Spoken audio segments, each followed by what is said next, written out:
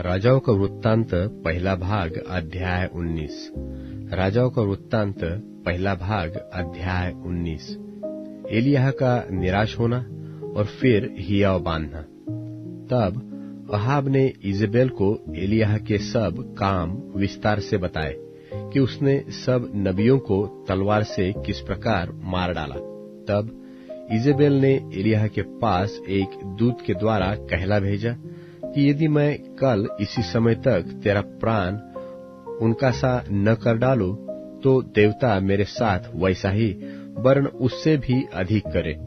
यह देख एलिय्याह अपना प्राण लेकर भागा और यहूदा के बेरशेबा को पहुंचकर अपने सेवक को वहीं छोड़ दिया और आप जंगल में एक दिन के मार्ग पर जाकर एक झाऊ के पेड़ के तले बैठ गया।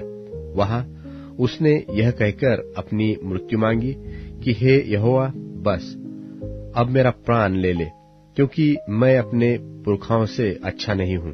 वह झाऊ के पेड़ तले लेटकर सो गया और देखो, एक दूत ने उसे छूकर कहा, उठकर खा।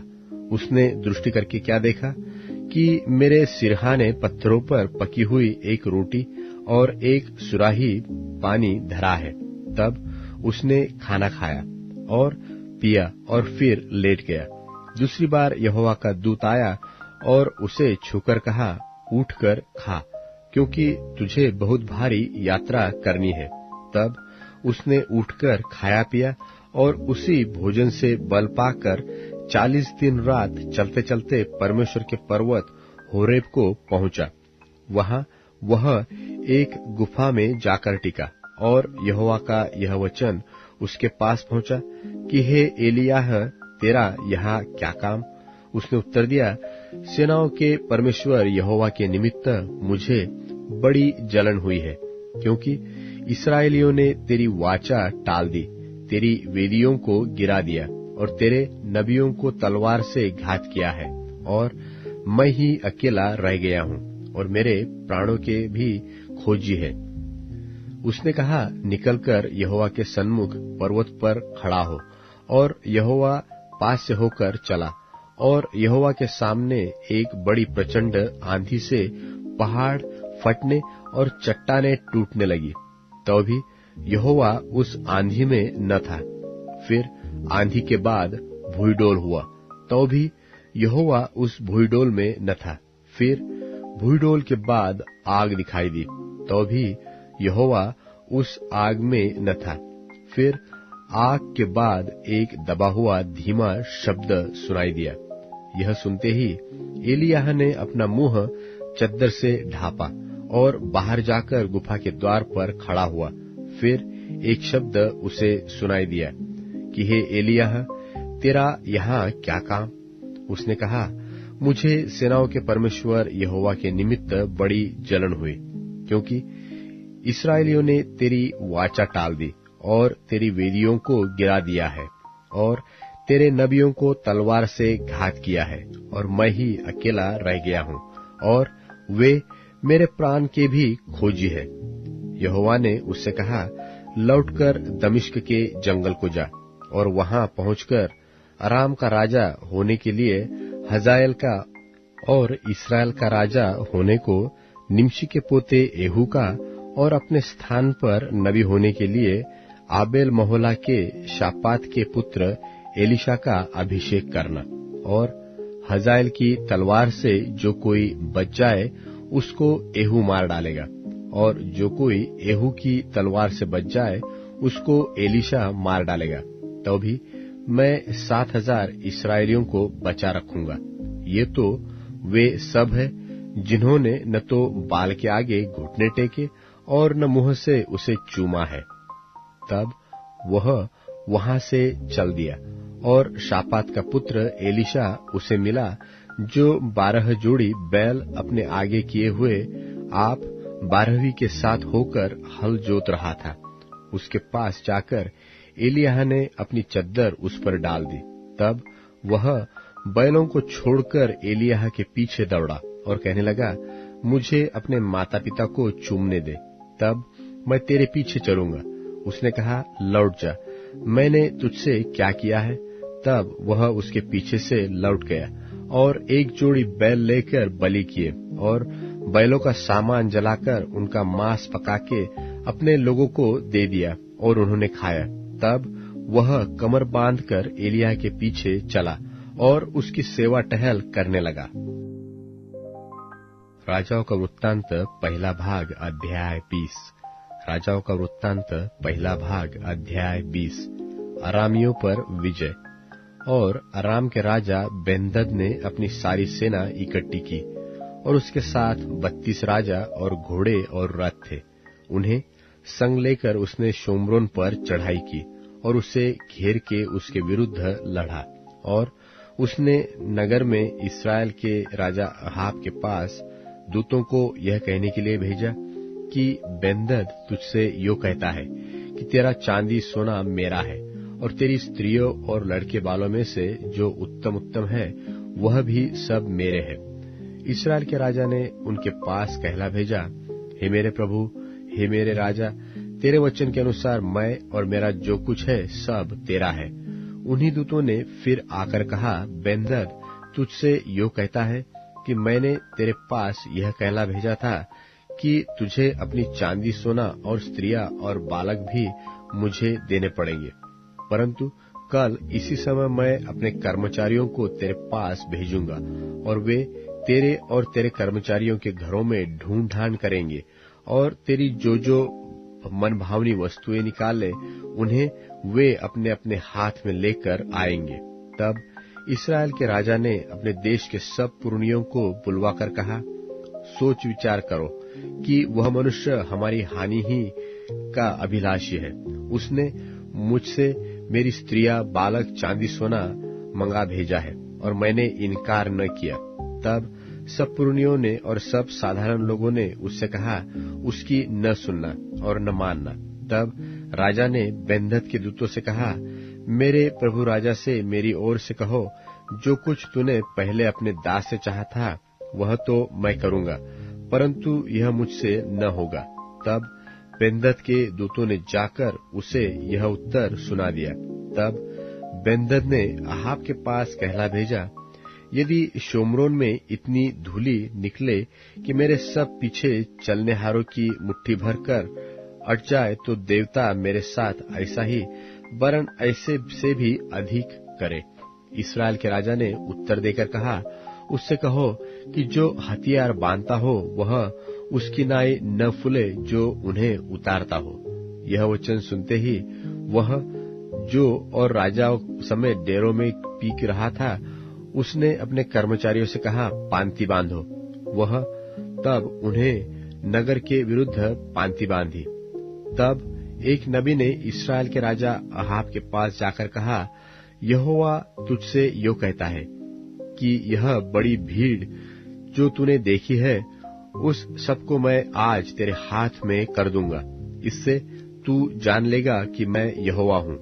अहाब ने पूछा, किसके द्वारा? उसने कहा, यहोवा यो कहता है कि प्रदेशों के हाकिमों के सेवकों के द्वारा। फिर उसने पूछा, युद्ध को कौन आरंभ करे? उसने उत्तर दिया, तू ही। तब उसने प्रदेशों के हाकिमों के सेवकों की गिनती ली और वे 232 निकले। और उनके बाद उसने सब इस्राएली लोगों की गिनती ली और वे 7,000 निकले। ये दोपहर को निकल गए। उस समय बेन्हदद अपने सहायक 32 राजाओं समेत डेरों में दारू पीकर मतवाला हो रहा था। प्रदेशों के हाकिमों के सेवक पहले निकले। तब बेन्हदद ने दूत भेजे और उन्होंने उससे कहा, शोम्रोन से कुछ मनुष्य निकले आते हैं। उसने कहा, चाहे वे मेल करने को निकले हो चाहे लड़ने को, तो भी उन्हें जीवित ही पकड़ लाओ।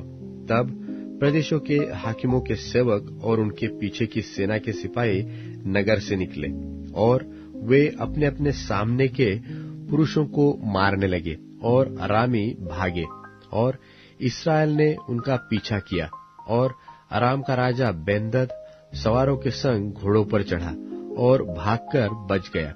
तब इस्राएल के राजा ने भी निकलकर घोड़ों और रथों को मारा और अरामियों को बड़ी मार से मारा। तब उस नबी ने इस्राएल के राजा के पास जाकर कहा, जाकर लड़ाई के लिए अपने को दृढ़ कर और सचेत होकर सोच कि क्या करना है, क्योंकि नए वर्ष के लगते ही अराम का राजा फिर तुझ पर चढ़ाई करेगा। तब अराम के राजा के कर्मचारियों ने उससे कहा, उन लोगों का देवता पहाड़ी देवता है, इस कारण वे हम पर प्रबल हुए, इसलिए हम उनसे चौरस भूमि पर लड़े तो निश्चय हम उन पर प्रबल हो जाएंगे। और यह भी काम कर, अर्थात सब राजाओं का पद ले ले और उनके स्थान पर सेनापतियों को ठहरा दे। फिर एक और सेना जो तेरी उस सेना के बराबर हो जो नष्ट हो गई है, घोड़े के बदले घोड़ा और रथ के बदले रथ अपने लिए गिन ले। तब हम चौरस भूमि पर उनसे लड़े और निश्चय उन पर प्रबल हो जाएंगे।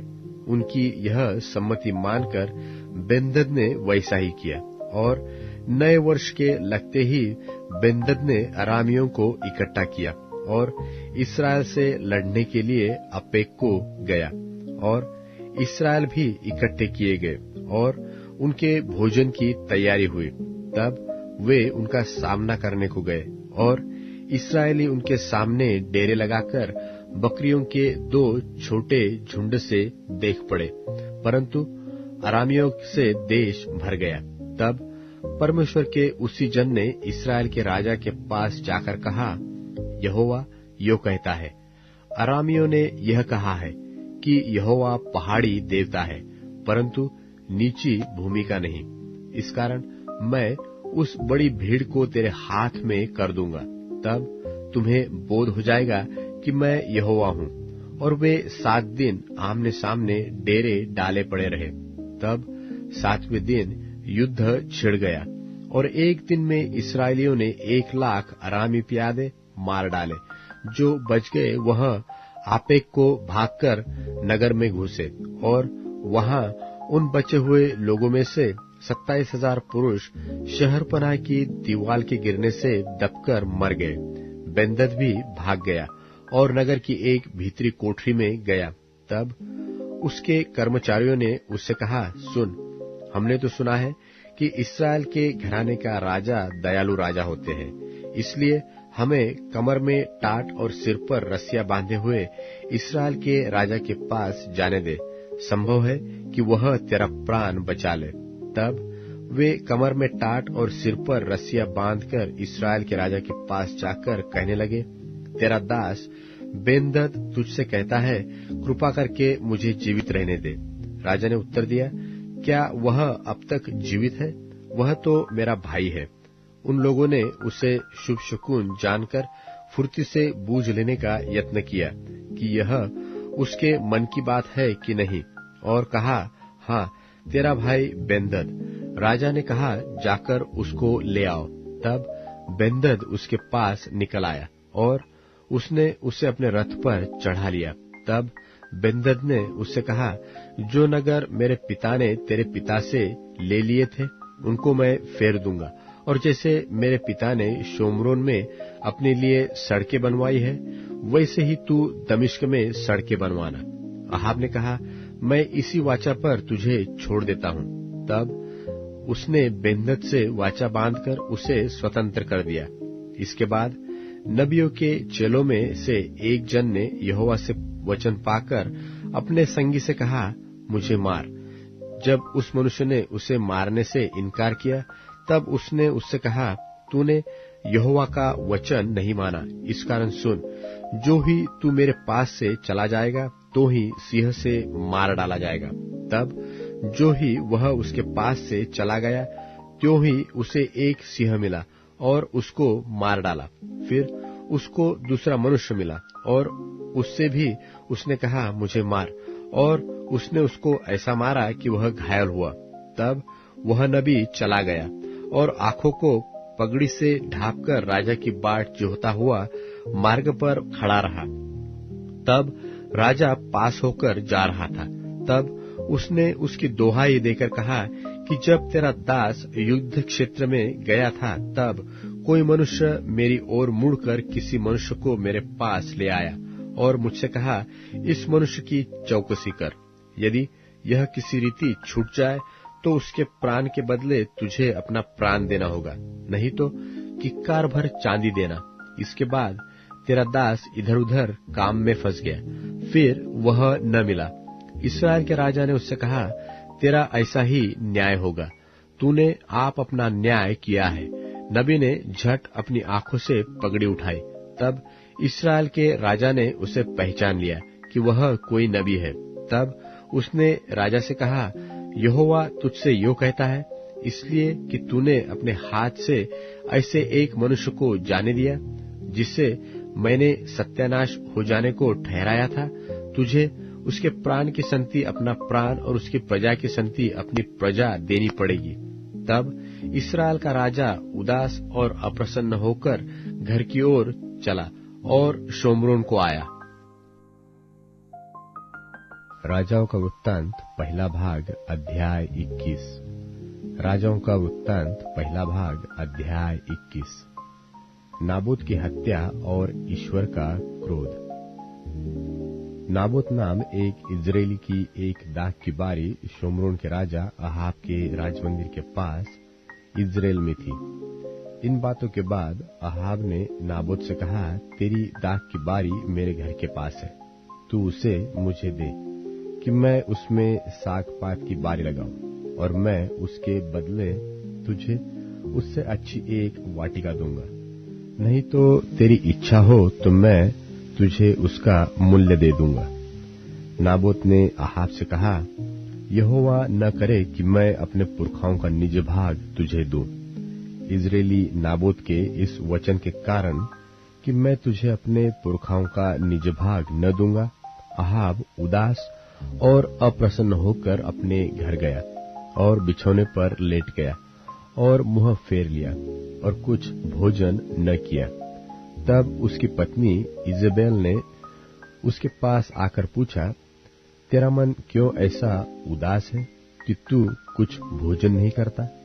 उसने कहा, कारण यह है कि मैंने इजरायली नाबोत से कहा कि रुपया लेकर मुझे अपनी दाख की बारी दे, नहीं तो यदि तू चाहे तो मैं उसकी संति दूसरी दाख की बारी दूंगा।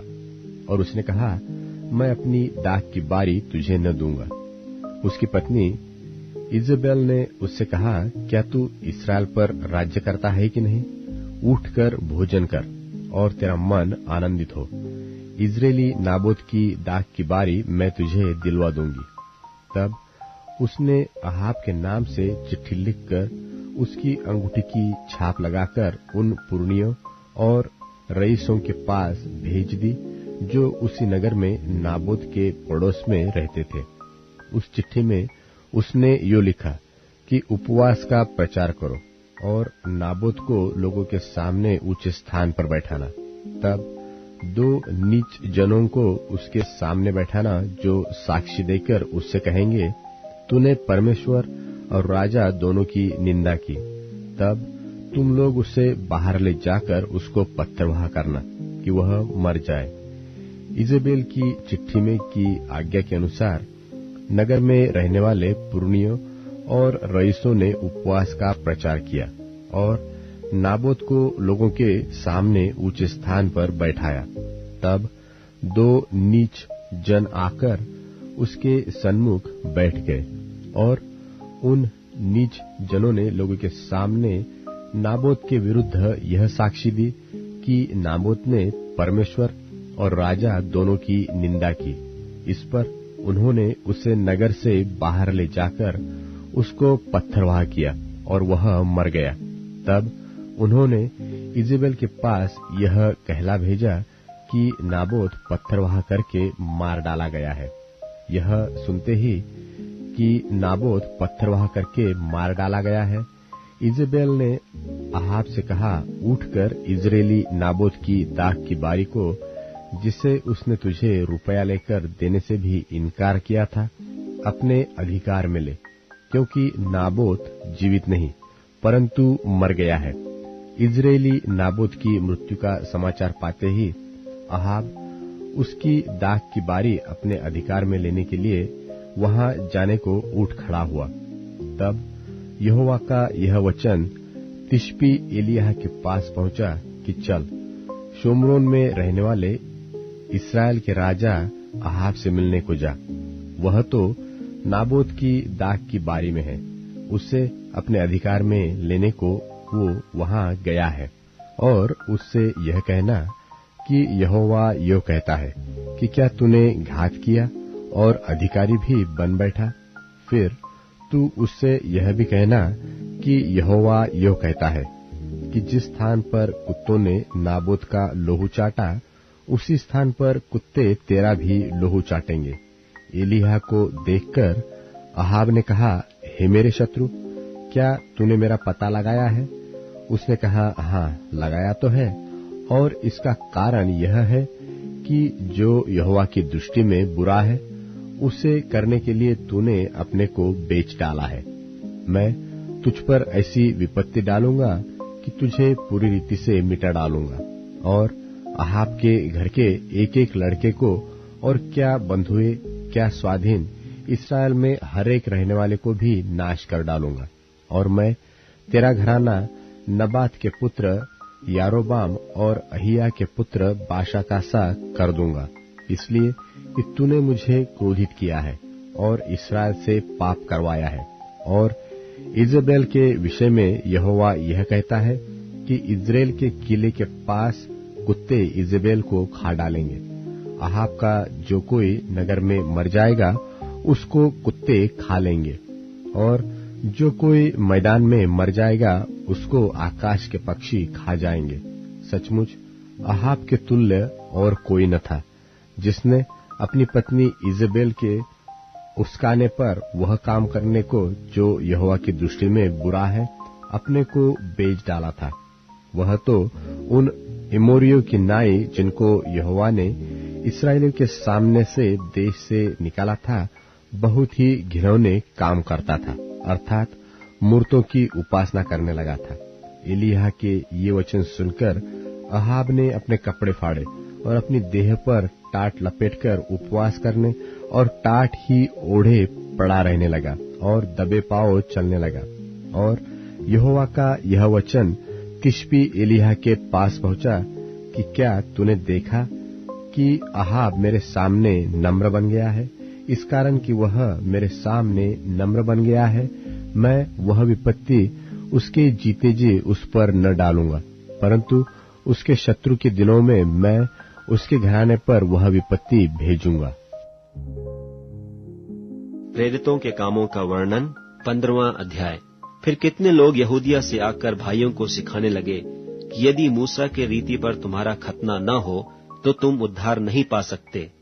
जब पौलुस और बरनबास का उनसे बहुत झगड़ा और वाद विवाद हुआ, तो यह ठहराया गया कि पौलुस और बरनबास और हम में से कितने और व्यक्ति इस बात के विषय में यरूशलेम को प्रेरितों और प्राचीनों के पास जाएं।